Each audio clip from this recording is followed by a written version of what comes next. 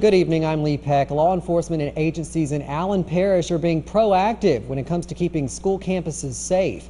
KPLC's Olivia Vidal takes us to the front lines of the active shooter training in Oberlin. Let's go. Let's get him out of the door. Let's get inside. Get him out of the door. Let's get inside. Get in the room.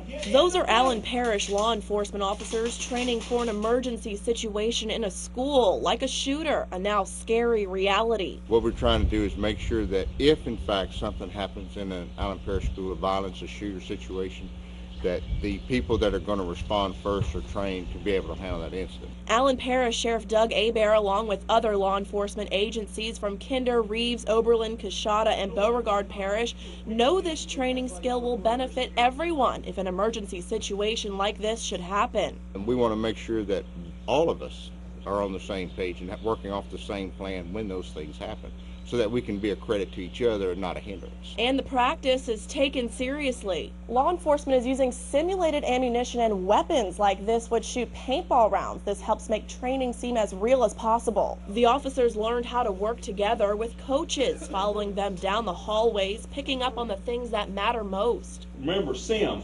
security, immediate action plan, then medical. Medical always comes last. What we need to do is you need to make sure that you got your whole scene secure, even if you got to wait him out for 48 hours. We have been fortunate that we have not had anything violent happen. However, that does not justify us not preparing for the worst case scenario. Making sure there are no weak links in Allen Parish law enforcement. At your service in Allen Parish, Olivia Vidal, KPLC 7 News. Another active shooter training session is scheduled for next week. Hebert says they hope to do sessions in the school involving students, the fire department, and EMTs in the coming months.